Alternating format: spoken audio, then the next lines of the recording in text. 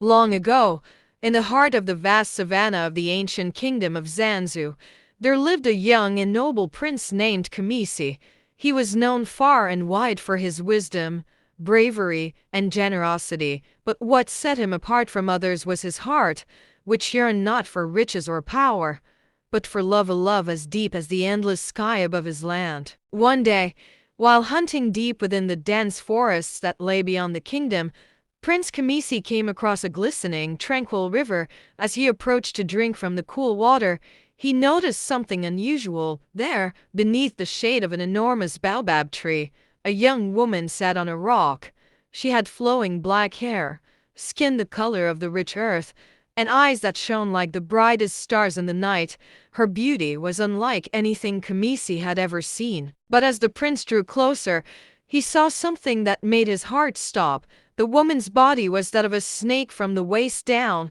Her long emerald green tail shimmered in the sunlight, moving gracefully across the rock. She was neither fully human nor fully snake, but a mysterious and enchanting creature. Kamisi, despite his surprise, felt no fear. Instead, he was captivated by her beauty and calm presence. Summoning his courage, he called out to her, "Who are you, maiden of the river? And why do you hide in this enchanted place?" The snake girl turned to him and smiled softly. "I am Zola, daughter of the river spirits. I live here in this sacred forest, far from the eyes of men. But you, young prince, have found me." Kamisi was mesmerized by her voice, which sounded like the gentle flow of the river. Without hesitation, he stepped closer. "I do not wish to harm you, Zola. I seek only to know you. You are unlike any other being I have met, and my heart is drawn to you." Zola's smile faded as she looked into his eyes, sensing the sincerity in his words, but her gaze was full of sorrow. "You must not love me, Prince Kamisi," she said, "for I am cursed. Long ago, the gods placed this serpent form upon me to protect me from the greed of man. Any human who falls in love with me will be doomed to live a life of suffering." Kamisi, undeterred, took her hand. "I do not care for curses or the fears of men.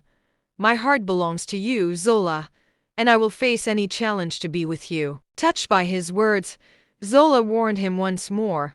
"If you are truly willing to defy fate for me, you must seek the wisdom of the great oracle. Deep within the mountains, only she can break the curse, but the journey is perilous, and you may never return." With his heart set on love, Kamisi vowed to face the danger. The next day, he left the kingdom and set off on his journey, traveling for days through scorching deserts, towering mountains, and dark forests. He faced beasts, treacherous rivers, and storms, but his thoughts never wavered from Zola. At last, he arrived at the oracle's cave high in the mountains.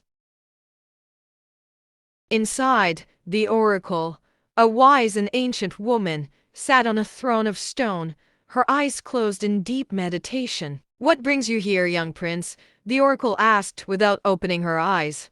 "Few dare to seek my counsel." "I come for love," Kamisi answered, his voice firm. "I wish to break the curse on the woman I love, Zola, the snake girl." The oracle opened her eyes, and a deep silence filled the cave. "Love is the greatest force of all," she said, "but it is also the most dangerous. To break the curse, you must prove that your love is true, not with words, but with sacrifice. You must give up the crown of your kingdom and live forever in the forest with her, never to return to your people." Kamisi stood silently, the weight of the oracle's words heavy in the air. His love for Zola was strong, but could he abandon his kingdom, his family, and his people? After what seemed like hours, Kamisi made his decision. "I will give up my crown, my throne, and my kingdom. I will live with Zola in the forest, for without her, my heart is empty." The oracle nodded solemnly. "So be it." With a wave of her hand, the cave was filled with a bright light. Kamisi felt a great warmth in his chest, and when the light faded, he knew the curse had been lifted. He returned to the forest, where Zola waited by the river. When she saw him, tears filled her eyes. Her serpent tail was gone, replaced by human legs, and she stood before him as a woman. "You have freed me," she whispered, embracing him. From that day on, Kamisi and Zola lived together in the heart of the forest. Though Kamisi had given up his kingdom, he had gained a love greater than any throne could offer, and so they lived in peace and harmony with the river spirits and the creatures of the forest, their love a legend whispered through the winds of the savannah for generations to come.